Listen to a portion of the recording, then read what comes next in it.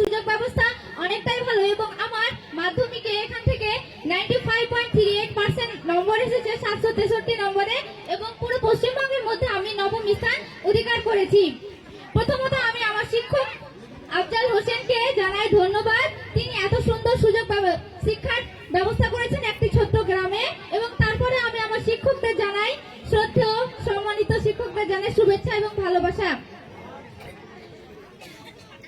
আজকে আমাদের চোখের তারায় তবুও তোমায় ভালোবেসেছি, মনের ভাসে তোমার ছবি, ভাসে তোমার প্রেমে যেন পড়েছি, মনের ভাসে তোমার ছবি, ভাসে তোমার প্রেমে যেন পড়েছি।